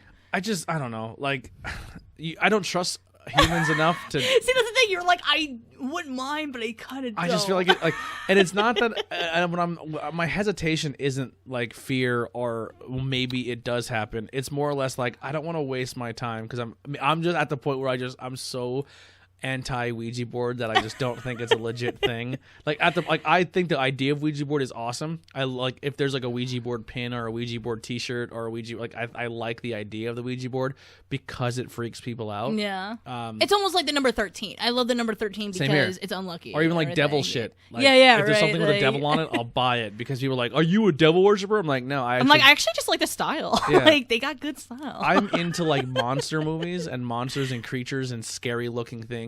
And the devil is the ultimate boogeyman. Yeah. So to me, it's like I kind of like devil shit. Not that I don't believe in the devil. I don't believe in. I mean, there could be a higher power, sure, but I don't think there's like this giant good versus evil. Like I don't know, like you don't believe in God, bro. Like yeah. I'm kind of the same way. Actually, if there's anything I legit believe, and it's because I've seen it time and time again, it's karma. I mentioned this earlier in the episode. I think energy. And you know what's funny? Just last night, me and my husband started like rewatching My Name Is Earl. Yeah, and we're a few episodes in. It's easy to watch. You know, it's kind of like we've already seen it, so it's just background noise, really. Mm-hmm. You know what I mean? Because we don't have cable. For us. Yeah. Same here. Yeah, that's another thing we rewatched like during the quarantine. I was like, well, let's put this on, and it's so nice. Oh my god, you forget how well that show is. But anyways. My Name Is Earl. Like it is a nice show. Mm-hmm. If you have free time, guys, watch it, rewatch it. It makes you feel good. It makes you be a good person. It does actually, because he's like, I went to go help this person, but not only did I help him in this way, but I gave him confidence to this, and it's so it makes you realize one little choice, no matter how big or small you may think it is, made me like not made me like I didn't watch the entire thing through and through, but the concept of that show is like anything can change. Like you know what I mean? Like it kind of makes it's like a feel good thing. Yeah. Well, that's another thing. Any little choice you may think like, oh, this is stupid, blah blah blah. it has it leads to something. Yeah, it's a triple effect. It leads to something, and that's what I like about it. I don't know. And that's what I mean. I heard people tell me stories. I've had a few experiences myself where I'm like, karma has definitely worked. And I mean, I don't know. It's just, I mean, hey, is that like, because here's the thing. I mean, I don't want to like be all about Christians or anything or any religion, but they say like, oh, if you sin or if you did bad, just say you sinned and they'll forgive you. See, you can fuck up and karma will still get you. You can say you're sorry as many times as you want unless you make it right. You know what I mean? Like truly make it right. It's gonna bite you in the ass eventually, and that's all you need. That's what when I started this whole thing too. I was like, listen, I'm not perfect. I'm never gonna be perfect. I wasn't the goodest. The goodest. What an idiot. The best person in the world. We're from Schuylkill County. Okay. Yeah. I wasn't the goodest person. No, I wasn't the best person to a lot of people. And there's some people like no matter how awesome you probably are, you're always the villain in someone's story. Oh yeah. You know what I mean? You've done someone wrong in the past, and I've definitely am the villain in some people's stories, and I was an asshole and I was a prick to a lot of people. But I was like, you know what? Like when I started doing this and like the culture we're in where like people are like, oh, you're doing this? I'm gonna put all your dirty laundry out and say that you did this, this, this, and this and this. You're probably right. I probably did all those things. But here's the deal. I worked really hard to change and not be that person anymore. If that's what you're still latched onto, I understand.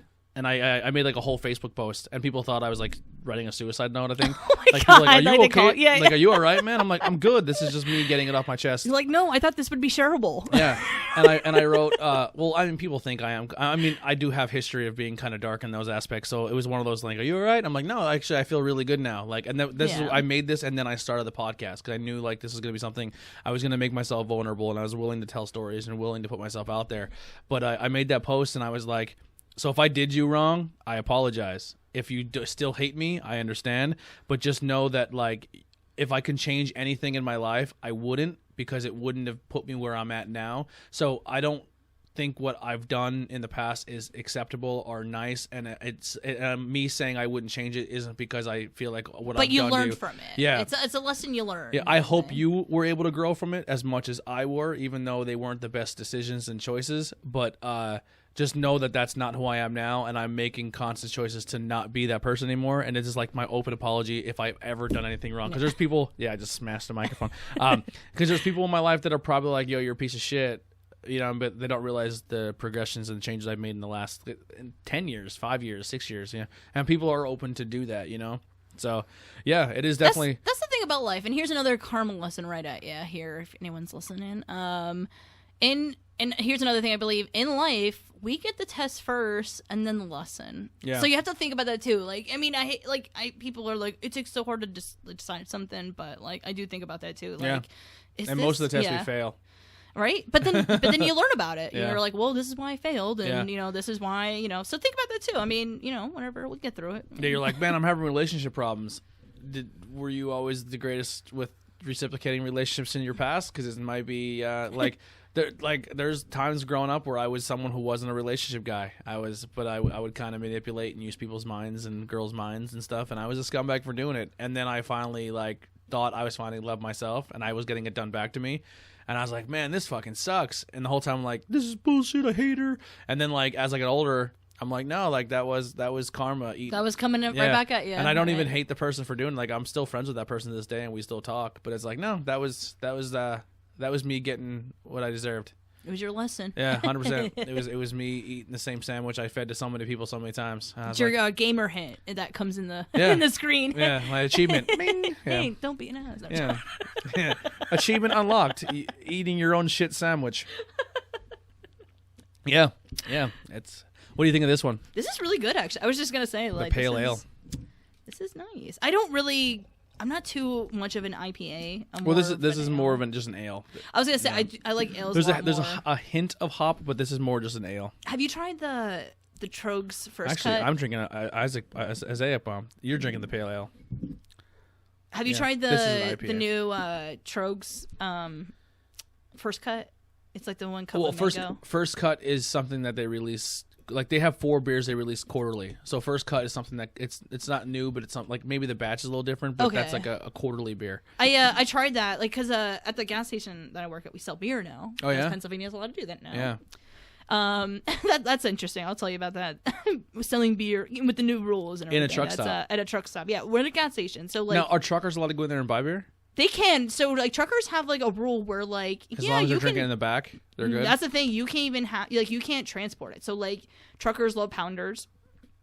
Especially if they're, you can't like be like, even if it's in the cab, unless you have a special license, you can't have alcohol on you at all. Really? Yeah, even in the cab or anything. Like, yeah, I was like, even if it was like double bagged and whatever, like, and they're like, no, you can't, unless you have a special license for it, you cannot. So say if they're staying, because your truck stop is also like a place where they can crash for the night. Yeah, like we have like showers about like and stuff. Yeah, we have showers, like 75 spots for like truck. So I do get truckers that stay overnight. They're like, oh, I'm here for the weekend, because they missed their time limit and everything or whatever. But that's so that's nice because a lot of times before that opened up, I would get like truckers that are like, can you go down to the liquor store and get me little like things? And I don't want to mind doing that, but after a while, you're like, I can't do this like every day and everything. But the beer definitely stepped in. Now here's what's interesting. Can they sit in the gas station and drink? You can actually. You can have. I think our thing is 1 pounder. You can have like 1 pound. But that's the thing. I might have had one person come and had a beer. Everyone else just is like, oh, because we're right off by like the Roush Creek, where exit 104. Mm-hmm. So a lot of people just get it for up and like going to work or like going home from work or like going off roading and everything like that's, or they're going in the bush. That's a school classic. But like it's there's maybe one person that had 1 beer there and everything. But yeah, you're technically, it's almost like a Sheetz. If you look at Sheetz signs, they say like you can have this many, you can have 1 or something like that. I think we made a rule like, you can have a pounder. That's it. That's pretty good. I think that's. I mean, they're 24, 25 ounces. I mean, what? Like, inside, you know what I mean? And whatever, then just go outside. Do you guys have your gambling machines in there too? No, we've been pushing them off. I can't stand those, honestly. I can't stand every how people gas station you go there. to now. Like, oh my God, it'd I be can't stand 4 that. in the fucking morning, and there's 8 people in there gambling on them. I know. I'm like, dude, this is scary. I get people. I mean, it's bad enough with just lottery tickets. People like, so like, it wouldn't be like some guy coming in just laying $500 a day. And I'm like, give me that. I'm like, I'll use that. Like, just give me 1% of that. Like, Jesus. But so I just started using this as like a joke. Have you ever had that up there, like lizard lots? There's been a few where we had to chase them away, kind of thing. Like they're like, I need to find a ride, but what are they going to exchange for that ride? You know what I mean? That's what it is. That's how you define them and everything. Yeah. You get a few people that just drop off someone. They're like, well, this person was just left on this road, so I'm just gonna leave him here at this truck stop. And I'm like, what the fuck? Like, and they're there for like a day or two. Yeah. And I'm like, and they're like, can I have a cup of coffee? And I'm like, yeah, go have a cup. Whatever. Like, get over there. You know what I mean? Like, I try to help as much as I can. But so here's what's interesting. I actually started using this as a stand-up joke at the virtual mics. So when you sell beer at a gas station, it can't be nowhere near milk. All of the energy drinks in the world, but don't you dare have milk near it. Really? Yeah, they told us that we had to have a separate cooler for our milk and everything. And I was like, how? I told my boss almost, I was like, I almost want to fight that in court. Like, you know what I mean? Like, how stupid is that? But I was like, well, technically it wouldn't be a waste of money Normally for it goes it. milk. I'm just like in my brain. Like, I'm trying to think, like, anytime like I go to Sheetz tea. now, I'm like looking and I'm like, it's like milk, tea, soda, energy drinks. Yeah. That's usually how it wraps that way. And then ice cream, which is milk, beer. Yeah. Is this at a gas station? Yeah, not like 9 times out of 10. Usually, it almost all. Oh, actually, I'm sorry. It goes milk, water, or milk like breakfast drinks, like milk, orange juice, like apple juice. That stuff is all in its own. Then water. Then normally your teas. Then your sodas, energy drinks. Yeah. That's usually like the corporate stuff. Yeah. And then if you look at it. And I was like, who? Like, did someone went to go pour some milk and some cereal and accidentally grabbed a natty daddy? Like, you know what I mean? Like what? This fucking. I thought it was a milk stout or something like that. Like, who was the? Like Bert Kreischer said when he was drinking. You ever see that thing? Where Bert Kreischer said he was out drinking all night and he woke up and he came. He's like, "Fuck! I was out partying all night and now I had to go to my daughter's PTA meeting." So he goes, "I woke up. I'm still fucked up." He goes, I grabbed 2 fucking Diet Cokes out of the fridge. I fucking throw them in my pocket. We go to the PTA meeting. I crack the first Diet Coke. I go to chug it, and about half chug down, I realize I don't have a Diet Coke. I have a Coors Light. And he's like, well, what the fuck do I do now? And he goes, I fucking finished it. And then he goes, and I went to At a crack. PTA. Yeah, and he goes, I hope the other can's of Coors Light too, because I'm already halfway here. I've already got a light hit. Right? Oh, my bad. I'm playing footsie with you there. Yeah, fucking great. That'd be fucking, yeah. I would do the same thing. If I cracked, I'd be like, I know, right? I'm like, well, I'm just going to finish this. I'm already here. Like, everyone already heard the crack. It's happening. Yeah. I'm just waiting for when they're gonna make Yingling Flight into cans, because I don't like bottles. I mean, I like bottles, but like I'm definitely like a can person. So I don't like that they put them in, and I know why they did it. But normally, when you buy beer, you don't want to buy them in the clear bottles because sunlight and UV is not good for your beer. So if it's selling quick, it's fine. But if you get I'll tell you what, it's definitely selling really good at my gas station. Yeah, I'll say that. You know what I mean? Did you see, speaking of weird drinks, did you see Gears is now releasing a raspberry iced tea? I did see that. I was like, yeah, I'm actually pretty excited. So for that. people who are listening to podcasts that are local are like, that's awesome. Well, it'll probably hopefully be out by now because it says coming soon. So go find it on your local shelves right now. Yeah, it's probably already out. We're just a spoiler alert behind the curtain here. We're recording this in what is today? The 17th? The 17th of May, and this won't probably be out till like August because I'm really far ahead when it comes to episodes because of the COVID. I'm trying to get as much done as I can. Hey, might as well, right? So yeah, I want a peach tea. Yeah, that seems like it would be a good idea. I wonder what other. I'm like trying to think like, don't do orange. I'm like, I hope people still want the orange back, or the fruit punch one. The fruit punch is good, but I meant like orange tea. Oh, orange tea. yeah, like don't do that. Yeah, or they'll make like, we made peach, but it's peach green tea. Like, you son of a bitch. Yeah, right. Like, come on. And the people listening, like, what the fuck is Gears iced tea? It's a local thing in our area, and it's every area. Everyone has their thing. Like, it might be your iced tea, it may be something. Every area has its thing. Ours is chip. We have our own chip, Middlesworth chips, and we have this iced tea, Gears iced tea. But it's really good. If you try it your first time, you're like, this is fucking gross, and they're like, just finish it. And then after you finish, you're like, oh, this had crack in it. Now I'm hooked forever. It's definitely a delicacy here. Yeah. My one friends that used to live in school, when I went to go visit them, and like they live in New York, and when I do visit them, I was like, I brought a scoop delicacy, and he was like, yeah, that's awesome. He's like, oh my God. And he was like, I can't believe this. Like, I miss this. I can't believe how much I missed this. Yeah. Like, so what are you looking forward to the most once everything kind of goes back to normal? Definitely open mics for sure. I mean, so I was talking to one of my Lancaster friends, and I asked him, I was like, when do you think, like, and he was saying like October, and my head almost like spun like when I heard that, because I was like, I can't imagine. But then I was like, well, I guess that makes sense, because it's really hard to do comedy when there's no crowd. Yeah. So you want like a good crowd. You want, and you want like, compact spaces. We're all sharing a mic. We're all spitting into it. So I understand like, waiting for a while, but it makes me think like so that's like Lancaster. So they do it at the Chameleon Club, which you've been there and everything. Yeah. Really nice. In the bottom room, right? Yeah, in the Lizard Lounge. Yeah. I've never been in the Lizard Lounge. Oh, okay. I've only been to the venue upstairs. The big one, the stage. I actually never been to stage. That's funny how we really? we've been to the same place, but not in the same building, the same rooms. Yeah, it's really nice. The Lizard Lounge part is really nice. But yeah, and I'm like thinking, oh, that sucks. But it makes me like, we do the Logger Laughs now in School County. There is a comedy open mic. It's held the second Friday of the month. Probably gonna go bi-weekly, maybe. I might do like a like at the open mic and then a show like the next Friday, or the bi-weekly Friday, like you know what I mean. So that way it's consistent. But so that's at Peps. That's a small bar. Yeah. It makes me think like, well, can we function when they open, or are they not gonna open anytime soon? So that's what makes me think. Like, I was like, when are the bars gonna open? Like, it's weird. I think Wisconsin was like the first state to like, fuck it, we're doing it, and they just like opened everything in one shot, and I guess their numbers like quadrupled.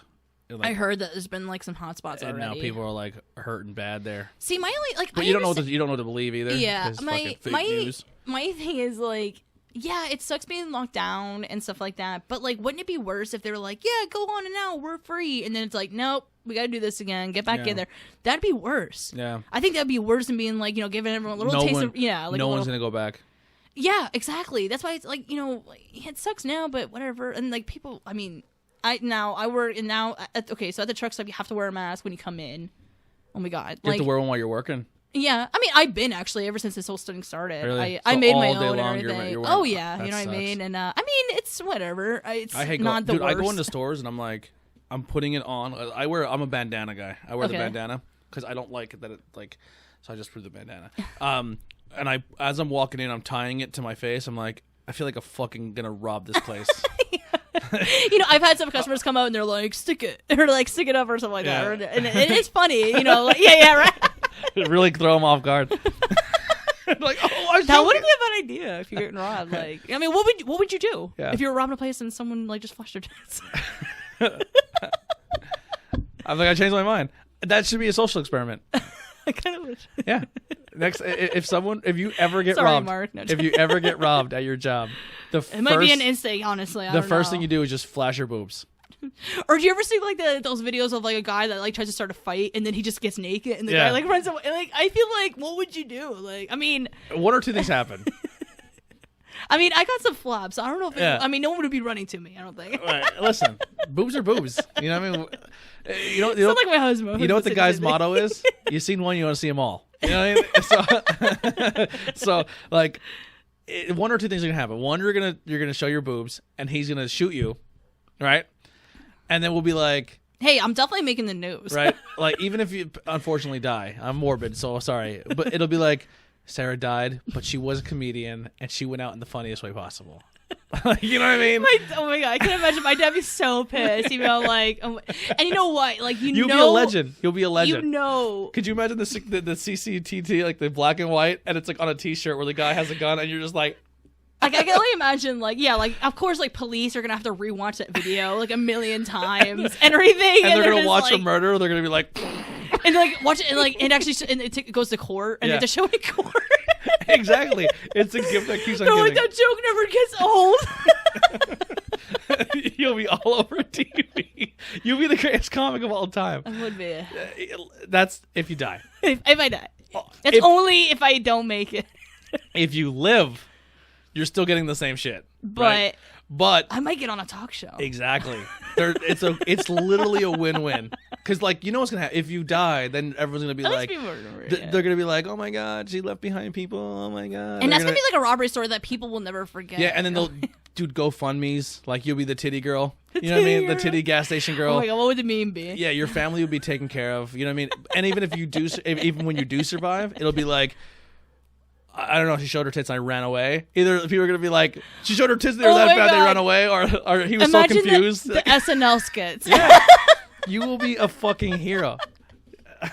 Kristen Wiig. I never hope that your gas station gets robbed, but if it does, that's the goal. Now people listening to this, don't think, because I do have a mini bat ready to go. So Yeah. don't come thinking I'm going to see some tits, because you're Yeah. going to see a mini bat to your face. After the tits. Yeah, don't think you're going to rob me now to see some tits. Stick them up. That's the best way ever. I wish I had boobs. I kind of want to see now. Yeah, if it happens, when you go back to work, be like, hey, I discussed this I'm on going the to ask my podcast. boss Gary, see what he thinks. What if I get so scared? You can't say it's premeditated. You'd be like, what if I get so scared that I just flash my boobs mid-robbery? No, I'll just be like, yo, I was on a podcast, we were talking about this. I'll even tell him, like, what do you think? I'll give him the episode later. Yeah. Me and my best, we're totally cool. Dude, either way, dude, I don't see... I mean, dying would suck, but it's such a win-win. At least I get a meme out of it. Yeah, it's going to be a win-win either way. Now, do you think people would harass Mark if I died? I don't know. My husband. Like... No, I don't think they would. I think, I don't know, like harass... I'm trying to think of, like, harass how? Like, I don't know. I'm trying to think, like... They'd be like, yo, that was hilarious. They tell him to, like, take the first, like, picture shot at a baseball game. That'd be great. Mark, since he's pitching the first... the rail riders, like poor Sarah has died. And then you're dead and you're like laying on the ground still. Like... They have me on like the jumbotron. Like, we all remember Sara, the cashier. Or the titty girl cashier. Titty girl cashier. Oh my god. If that isn't a hashtag after this episode airs, I mean, I don't know. That'd be fucking fantastic. I want to get a job in a grocery store now, or a gas station. I don't have the same effect. Don't have the same effect. I mean, you might have to scare them away if you. It would definitely shock them. They'd be like, "What the fuck are you?" Yeah, they would be like, "I lost track of what I was doing." Like, just look like Morty when he just takes his shirt off. Yeah. Yeah. I seen a meme. I said it to Heidi because it fits her well. It's just like when I'm at home and I answer the door in a hoodie, and then it's like knowing I'm not wearing a bra underneath, and it's just Morty holding up his shirt, and you see his little nipples. But yeah. Did you see that new TV series on Hulu from Rick and Morty? No. It's called Solar Opposites. Me and my husband started watching. That's Is it good? Really funny. Yeah, it's literally like the same emanation as like Rick and Morty, and you can definitely hear like the guy who voices Rick in there and everything. But it's really cool. It seems like it's almost like, you know how like they go to different alien planets. It seems like as if like one of those alien planets landed on Earth, but like never ran into like obviously Rick and Morty or anything. That's really good. I've been watching on Disney Plus. I've been rewatching Simpsons since episode 1, so I'm like rewatching all the Simpsons. So I'll finish that by like 6 years. Pretty excited for that. 6 years. There's a lot of episodes. Right? It's a lot of episodes. It's like fucking 37 seasons or something like that. Oh my gosh! I've seen bits and parts. I don't think I've ever watched the whole thing. We were just watching the Harley Quinn cartoon. There's like a Harley Quinn, and Katie Coco from The Big Bang Theory is voicing Harley, but it's like super rated R. Like they curse and and like talk about sex and shit. Yeah, like the first episode, she dumps the Joker and then goes to a bar mitzvah for the Penguin, and it's like super campy and funny, but it's pretty funny. But I guess the Penguin's nephew is gonna shoot and kill her. And then she's like, "You're gonna kill me, and you never finger banged a girl in your life." Like, and I was like, "What the fuck?" Like, I know, right? You're like, "Ugh." Yeah. But like, no, but there's a whole backstory to it. But like, that's kind of shit you hear. Like, they're cursing and f-bombs are everywhere, and like blood and guts and shit. Like, it's really, really funny. Awesome. Yeah. And the voice cast is really good. But it's good. It's pretty much Harley and Poison Ivy are like best friends now. You know what? I love Poison Ivy. I mean, I came here dressed as Poison Ivy for Halloween party and everything, and I'm so upset. Like, they never like. Is there any works of her getting her own movie or anything? Like, the only what they had was Uma Thurman, which I love Uma Thurman, but that technically was like what the AKA the worst Batman movie ever made. So like nipple suit. Yeah, the nipple suit. Supposedly George Clooney is even apologized playing that Batman. He's a good Bruce Wayne. George Clooney's a great Bruce Wayne. But it's not a good Batman. Yeah. Supposedly they're trying to work on that for the next Harley Quinn movie. Supposedly they're trying to get Poison Ivy in there and then do the whole Poison Ivy, because the Poison Ivy Harley Quinn thing is like a big thing in the comics where they're friends, but there's sexual tension, and then at some point they actually become lovers in the comics. And people are like, I don't know, I like that. And I'm like, it's Harley. Like, and it's Poison Ivy. Yeah, really. I'm in. If they were real people, I'd be about it. I can't say I'm in it because I'm not into anime cartoon porn. That was a conversation we had too, not on the show, but like in person. Like how, like I personally know people who can do their thing to cartoons, and I was like, I feel like if you get to that point in life, there's no coming back. Right, like if you can sexually get off on a cartoon, there's no coming back. Like, at what point can you just draw boobs on a piece of paper and just get it out of your system? You know what I mean? Right. Just like, you know what I mean? Like, I don't know. Like, I can't. Like watching Nickelodeon is gonna be really tricky from now on. Like, or anything. Like, that's how you turn into like a brony. You're like, I like this. It's like, no, you're real close to some dangerous territory there. If you're, scary. I don't know. I see those ads on the sides of my websites with the animated porn, like Family Guy porn. I'm like, that does nothing for me. How many people do you think after, like, we made the joke earlier that, like, during quarantine people started podcasts. Like, how many people do you think started doing pornos, like, during I don't know, but let me know. I'll check them out for you. I'll check it. And free Pornhub was awesome. Pornhub Premium. Really? Yeah, they gave away Premium for like 3 months. Oh, my gosh. Fucked up porn for me. Because now I'm on Pornhub, and I'm like, yo, fuck, I missed. Is it like your first tab that comes up? Yeah, it was like, do you want to rebuy Premium? Because you know that shit was dope when we gave it to you. It's like, I do, but I don't want to pay for it. Wow, that was like really good advertisement on their part. Yeah, because like it was real. Like it went from like 3-minute clips to like they gave you the full thing, and you're like in full HD. And I was like, this is great. And now it's like you're just back to your normal shitty porn. The one that's like, it's probably will give me a virus, but I don't know. We don't have enough local Pornhub stars in our area. We need more. Yeah. I'd support them.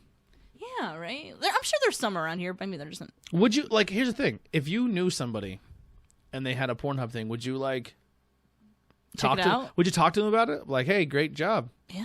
Would you be comfortable? I would, I know. You know what?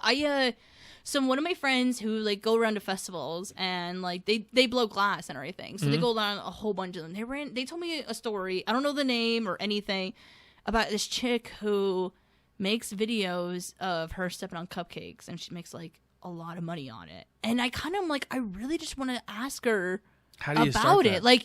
Do they order what they want? Or do you just throw that cupcake away? Do you try to eat it? I know a lot of you know what I mean? I have 1,000 questions I want to ask, but I don't want I'm not trying to do it in a douchebag way. I'm really just interested. I really that's awesome. You know what I mean? I'm very curious of fans only pages, how people do fans only and they sell nudes and porn.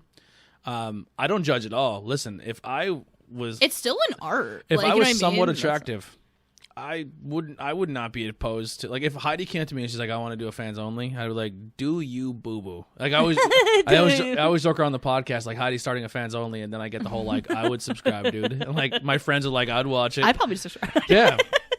So I'm gonna get Heidi a fans only. But no, I have questions. And I'm not judgy. Listen, if your sex sells, dude, and curiosity. I mean, I get up on stage and I make fun of myself. Yeah. I mean, what's more? Or I mean, you know what I mean? People are loving their bodies. I don't know. I mean, I'm all about it. It's whatever way you want to look at it. Honestly. I support it. You want to make porn? Fucking do you make your porn? You want to you want to fans only, and you want to take pictures, fucking shoving shit in your body. I believe do in that. See, that's the thing. Don't ever make me president, because I would be awesome. Because I would probably make prostitution legal. I would too, because you know what they say that in countries where it is legal, marriage divorces go down 33%. Yeah. You know, obviously STDs and everything, and Are I mean, down. I always they go down. And I always said I mean, me and my husband. I mean, eventually when you're married for a while, you're let's throw someone in the mix. Yeah. I don't want to pick up some chick at the bar who's gonna fall in love with my husband and kill herself in her bed. I want a professional. You know what I mean? I want someone who's not fucking. I don't want to. Yeah, exactly. That's why I always. You know what I mean? We had that conversation the other night. We made a joke. They're like, "Oh, you do a podcast?" I said, "Yeah." They're like, "Well, interview me." And I was just being being funny, and I was like, "What's your favorite porn category?" And she goes, "Is that what you do in your show?" I was like, "100%." I'm not opposed to talking about that, but and then we were talking about how people are in relationships, and I'm like, I think people are in relationships with somebody, and it's they're at the point where it's how can I describe this without sounding like an asshole? You're into your partner, but you're not into your partner. Are you into your partner sexually, or are you into your partner mentally? Because for me, or for someone to say oh, me and my partner are open and we're willing to do that, and then people who outside think of that and be well, then I don't, in their brain they feel you don't love your partner as much because you're willing to open that path of your sexuality with somebody else. And I think personally, if you're someone who's if I am with my partner and I think about their past and how they had sex with other people and it bothers me, then you are more or less looking at them as their object and not as their person. Exactly. You know what I'm saying? Yeah, I know 100% the fact that, you mean, yeah. someone else has touched that before bothers you.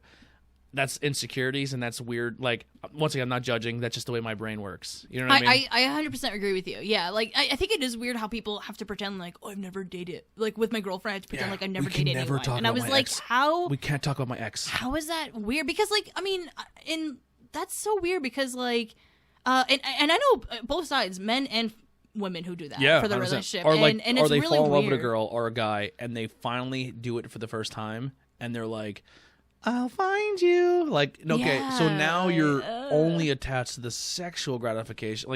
It's very easy to be stuck in a relationship with someone for a very, very long time and it only be about the physical and not the mental. Yeah, you get so stuck in the physical that you're oh, I really don't like this person. Yeah.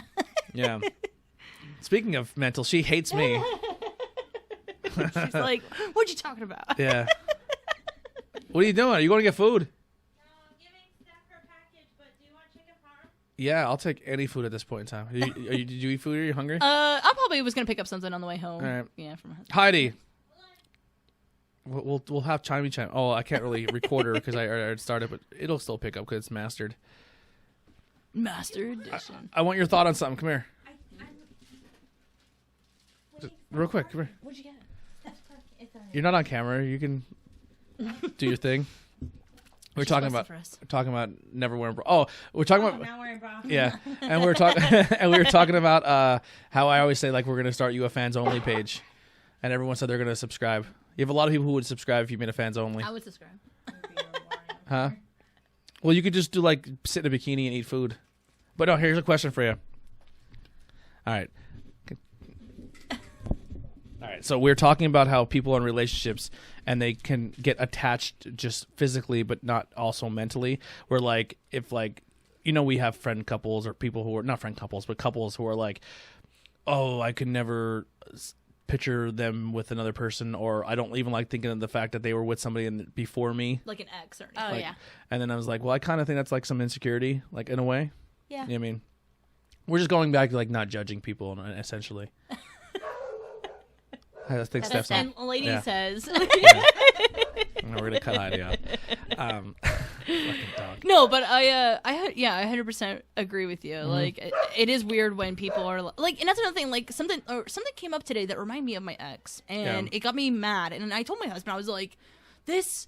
If I was still with him, this would have made me mad. But now that it's with you, you know what I mean? Like, I'm like, and I told him about it. I'm like, so something like this upsets me because of them, and it makes them understand me even more. Me and Heidi have had dinner with my ex.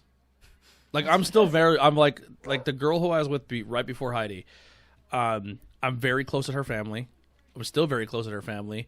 It wasn't the greatest relationship. Like, at the time, we were two different, and I always get shit on by saying this, but we were at two different spots mentally in our lives. So it just wasn't a good mesh. We're both good people, but it just like when it came to that aspect, it wasn't amazing. Yeah. But I'm still very friendly. Like, she's married, has her own family. I believe she's pregnant now, which congratulations. But we've sat and had dinner. Like, we've hung out together, and not many people would even. That willing is pretty cool. Yeah. I don't know if I'd be able to say that. I actually was just telling my husband today. I was like, I don't know. My high school boyfriend, I was like, I don't know if I'd be able to like sit in a room because like I've grown up and stood up for myself now, so like I feel like now we just butt heads instead of me just submitting, being like, oh, you're right, yeah, okay, Yeah, you know what I mean. But his parents, like they split up, so both sides of them, they still love me. I mean, they still send me like a Christmas and a birthday card and everything, and I love that. Like I'm definitely a parent pleaser. I mean, that sounds dirty, but like no, I definitely parent pleaser. My ex's dad loved it. But yeah, like I get along with any parent, honestly. And Yeah. I think it's because like I've been told I'm an old soul. Yeah, I'm an old soul. How long have you and your husband been together? So we got married in 2018, but we were together ever since and living with each other ever since 2011. Wow. So it's been a while, yeah. Pretty much like the fall after I graduated. Pretty much. We just hit 13 years together. Oh my gosh. 13 Isn't years. it amazing? Like, and you know what, my husband. Married, what, 5 or 4? 5. Married 5, together 13. Wow. So did you just pass your 5th year anniversary, or is it coming up? We just passed it. May 1st. It just passed. Do you guys like ever do like the anniversary gifts? Like, oh, like the 5th year's wood. We don't do anniversary gifts. We barely do Christmas. We barely do birthdays. You know what? We Me don't and my do husband Valentine's are the same Day. way. Because like, here's the thing. Like, I mean, like Christmas and wise, like every day is Christmas for us. Like if we want something, we just get it. Yeah, we just get it. Like, well, I do that. She doesn't do that. We fair do it. Heidi's like, I really want this. I'm like, buy it. She goes, okay, do it.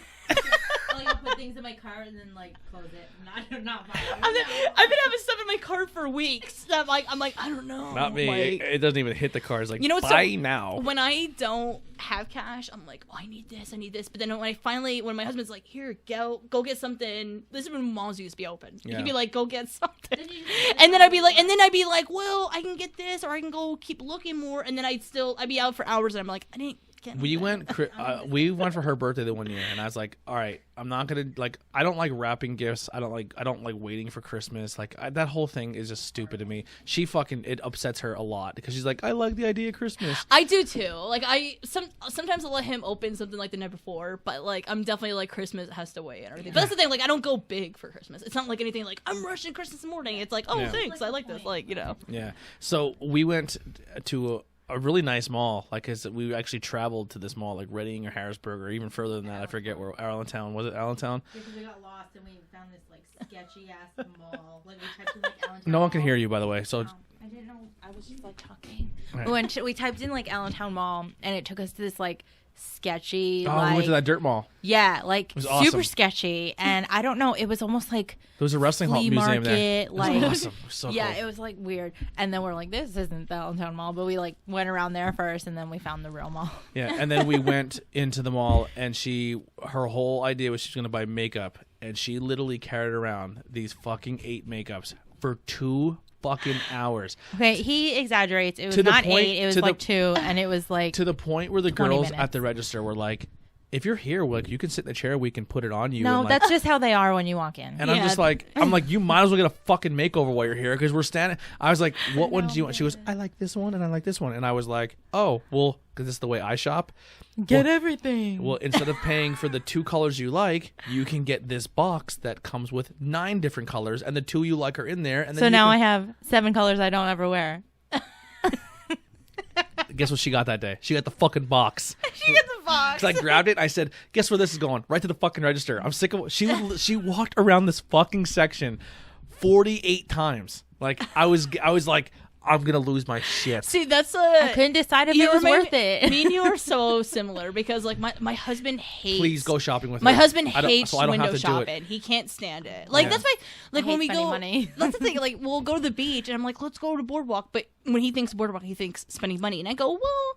No, I mean, like, we'll look in the shops and everything. He goes, well, you're going to buy when you look in the shops. I'm like, well, not always. I just like to look. Yeah, I like to window shop. Like we went to Vegas and we didn't gamble, we didn't spend money when it came to like gambling or like stuff. But I was just like, I want to drink all the beers I find, and she was like, I want to eat all the food I see. We It's didn't like a do dream. nearly enough, though. No, supposedly we're trying to possibly go back next month or 2. I think my parents said they're going to, like, my family's gonna like go like the summer of 2021, I guess. So my I dad's was trying like, to book it for July or something like that. Some in 21. I And can't you know what? remember, Everyone but- told us, they're like, oh, everything's cheap out there. You could go eat and all this. We did find some places that were cheap. Yeah, but it's not.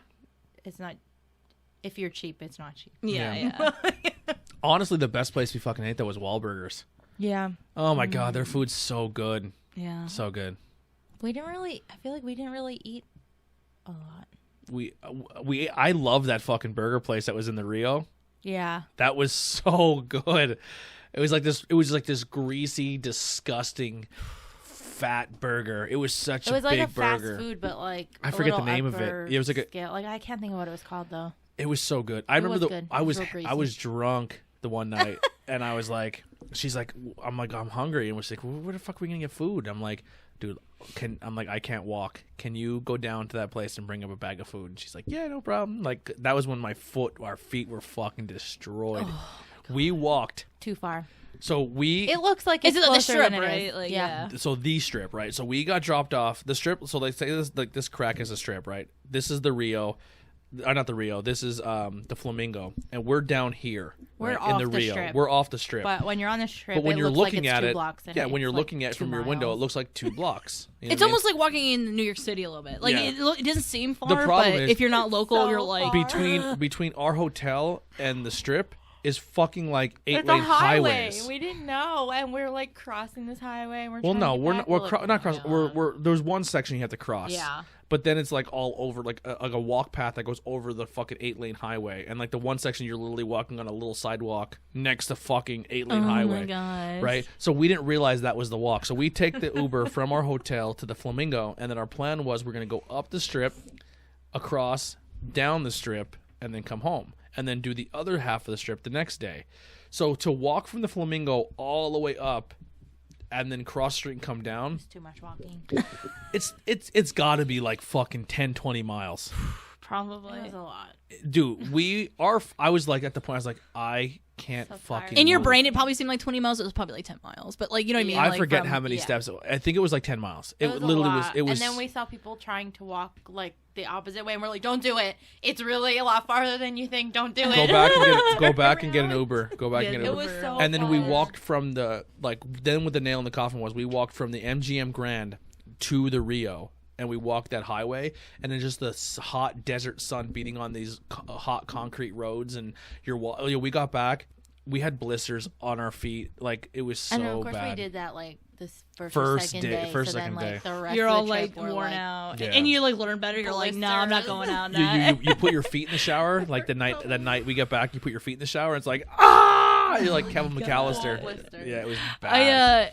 I wanted to ask you this. So before this whole like shutdown happened, what was the last thing you guys like did? Like, what was like for me, my husband, like March 7th, I went up to New York City to perform at the Broadway Comedy Club for a competition. Nice. And like literally that next Friday, like they were shutting everything down. So like literally like a week later, I was like, oh my god, like. And I remember when I was in New York City, like hotspots were happening in Queens. Like that's where it was hitting in Queens. Wow. And yeah, and it made me think like. And so it's interesting to like. So what was like the last thing? Like, it made me. I was like, I'm so glad I was able to do that before this all happened because like We didn't really do much together. I don't really remember Because I anything. was doing stuff like wrestling shows, and I was recording a lot. Because I was like the Yeah, peak. we haven't really done anything in a while. Yeah, because I've been really hitting this hard. But that was like the last like outgoing Yeah, I thing went you to went to. I did like a wrestling show. I was probably here on the couch watching TV. She never leaves the house. So she's like, the last thing I remember is watching this movie about an outbreak. probably did. No, I'm watching Parasite right now, and it's totally not what I expected. Right? Okay. It's oh my really god. good, actually. I It's think easy, I'm almost right? at the end. Yeah. Yeah. it You is don't good. you can't even tell like you're really. There's reading like it. double subtitles. It's like in English and Spanish. It's really funny. well, we're at like 50 some minutes on top of what we already did, so we're gonna end it here. Okay. Yeah. And then if you want to hang out and keep bullshitting, we can. And then you got to come back and we'll hang out. But that'll do yeah, it. totally. I just gotta don't come want back for. a 4-hour interview or a 4-hour episode of just us talking about fucking We could easily. Anthony's food. But we're gonna end it here. This has been interviews with Sarah. Episode with Sarah. Not really interview. We just hung out. But yeah, anytime you're free, man, come back, hang out. Yeah, totally. And you're in the group chat again, so I'll hit you up if you want to come for Tuesday nights. Awesome. Not Cool High Yeah, we School. can do that. Check out the Facebook page Logger Laughs. That's the School County open mic. Right now we're, paused at the moment. Hiatus. But there might be I've been trying to do some virtual Zoom mics. So if you're interested in that, still interested, tune in. Like free to watch, free to join. Check it out. There's gonna be like a lot of stuff coming up when we're allowed to do this again. There's gonna be like a flea art market I'm doing.